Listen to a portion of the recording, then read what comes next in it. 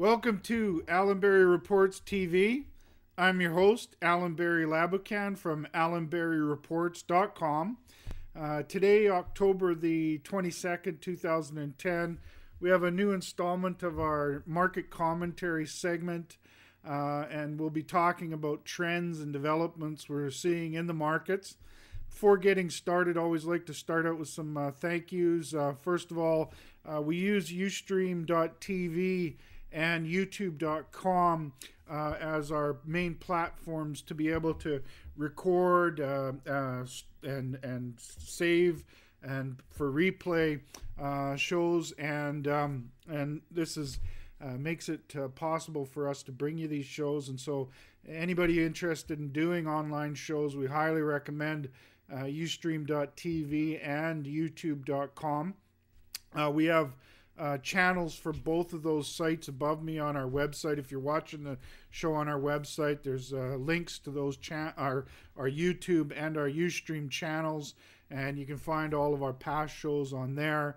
If you want to navigate around and find out which shows or on which dates, just go to our blog. There's also a link up there for our blog, and on the blog you can find a little outline of each show, and then you can go back to the channels to find them. In addition to that, I also want to say thank you to our banner sponsors. If you notice on our website to the left and right of me, there's some banner sponsors.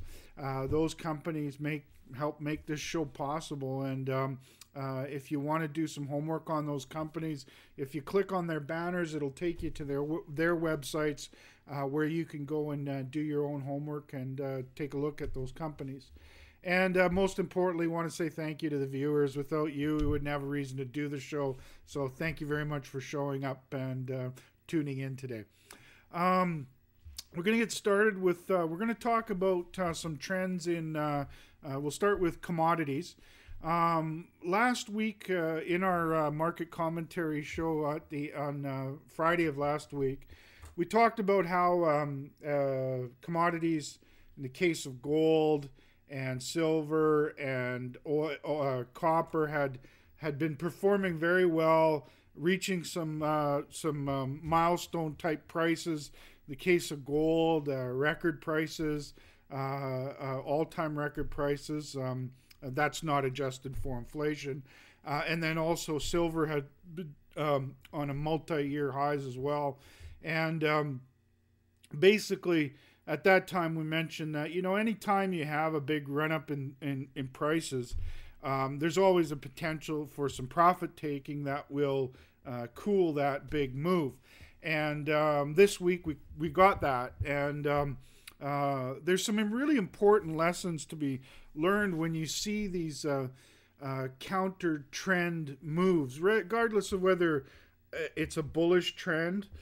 Maybe I should be going this way. Whether it's a bullish trend or a bearish trend, whether things are going up or things are going down, oftentimes you'll see a short-term change in the direction. And what happens there in the case of a bullish move, there's some profit taking by the long people who are betting long that it's going to go up, and there's some profit taking. Now, generally, and the same happens when things are going down aggressively. The people that are shorting the market will want to lock in some profits, and then you can see some short-term rallies in the price. And so these counter trend rallies are very, very good indicators of what's going on with the trend. And what I mean by that is, if you're in a bull market and you see a pullback, generally those pullbacks are fairly mild, they don't last very long, and then your resumption of the bullish trend. So when you're seeing this in a stock chart, the trend, it doesn't have a lot of big swings up and down in it, even if it's on an up bias. And that's a very good indicator that the long-term trend is in solid shape, and that's exactly what we're seeing. Now, on the US dollar, we're seeing the opposite. We think it's in a long-term bear trend, and so the rallies will tend to be not very long, over fairly quickly, and then a resumption of the trend. And so we've had a nice little counter trend moves for the U.S. dollar and for commodities. And, those are usually pretty mild. In the case of gold, it's less than 5% of a pullback. We expect that pullback is not going to last very long, and then we'll have a resumption of the bullish trend. And so this also brings up another point that recently I was in a coffee shop and I noticed a chap was there and he was looking at it. I could see it was a technical analysis software looking at charts and stuff. So I went over and I wanted to find out some information about this charting program that he was looking and whenever you sort of talk to chart readers or people who focus just on the fundamentals, they kind of discount. It's like there's a line in the sand. I'm a technical analysis, I'm a fundamental analysis. And the people on the technical analysis looking at stock chart and trend movement will discount what the fundamentals are, and the fundamentals will discount the charts. I, on the other hand, try to be a hybrid in that I look at the trends and the fundamentals, because I don't think that you can really understand what's going on with price trends unless you understand what's going on with the fundamentals. And so I didn't mention to this because of course he was saying negative things about the fundamentals, tried to talk about being a hybrid kind of looking at things. He didn't seem to want to have too much of a conversation, but I did take a look at the software, and I'll do some more homework on that software. But I think that brings up a really important point of what we do at the Allan Berry Reports. We're hybrids. We look at things, we look at trends that are happening, and we look at the fundamentals. And I really believe strongly that if you are just looking at the trends, you're going to miss a lot of those moves because you're ignoring what's going on with the fundamentals. And I think the same thing can happen to people who look at the fundamentals.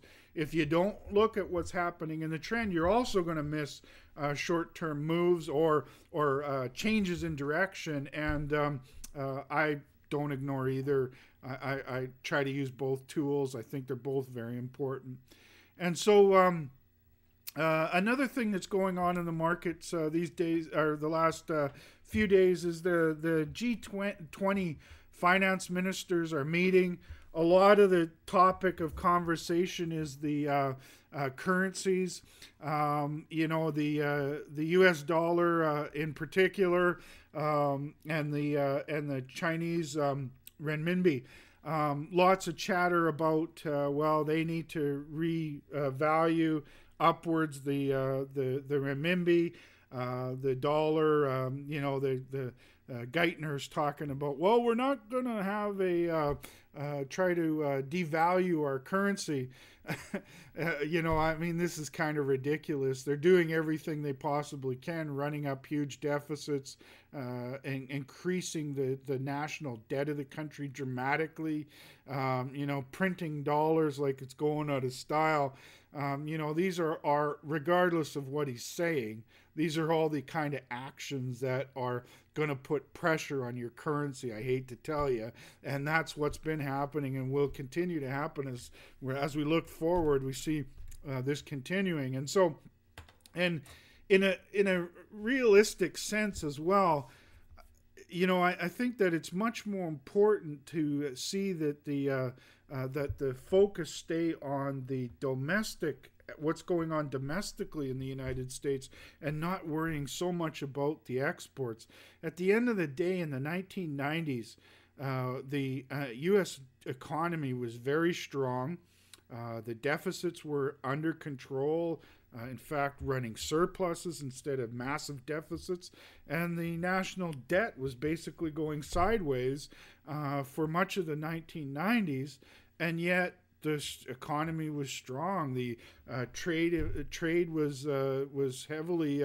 There was still not a lot of exports, and yet the economy was very strong. So I think it's important for the domestic economy is much more important to get that rolling, and I don't think it's hinging so much on exports. At the end of the day, you got to focus, like in golf.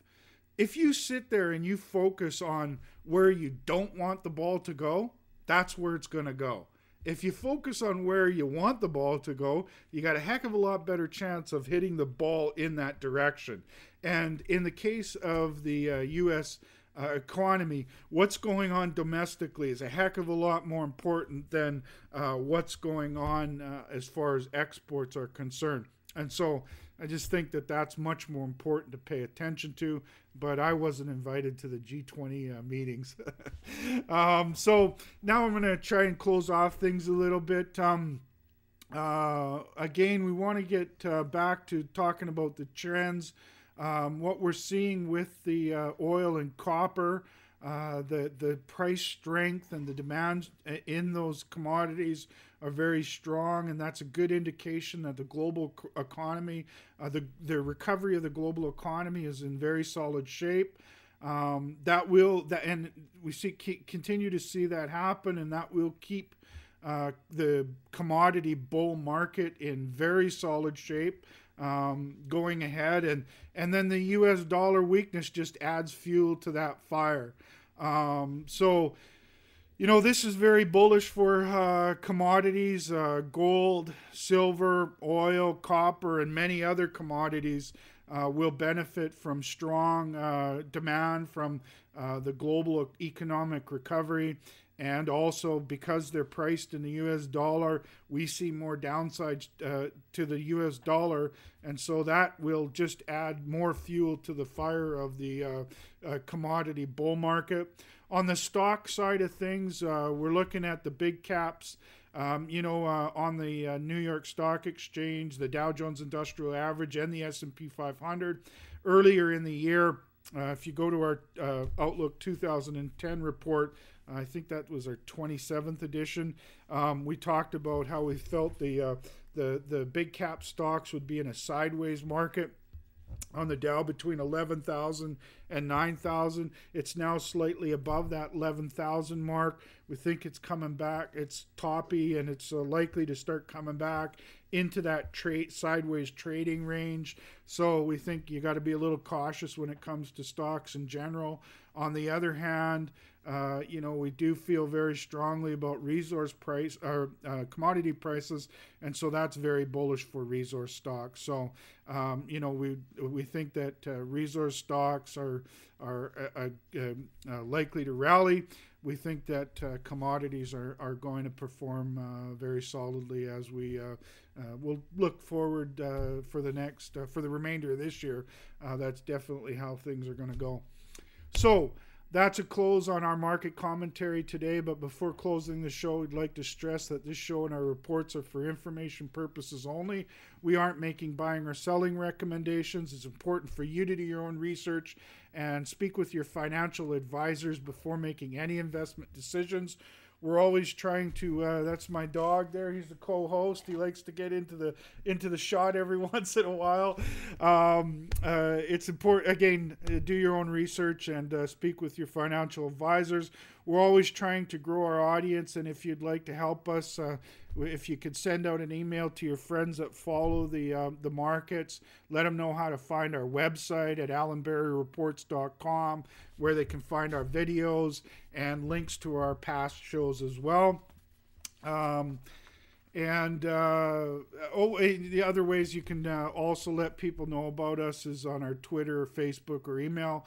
We really appreciate you taking the time to watch the shows. We know that everybody is busy these days, and we strive to produce a show that saves you time and brings you helpful, high-quality information. Our next show, I haven't quite decided whether it's going to be on Monday or Tuesday of next week. A great way to keep track of when our shows are going to be on is to be on our email newsletter, email subscriber list. Just subscribe above there. And other ways you can follow what we're doing is on our blog, on our Twitter and on our Facebook, and all the links are above me there. And yeah, our next show we'll talk about some resource companies and their recent developments. Hope you can join us. Have a great day. Check out our website, allanberryreports.com.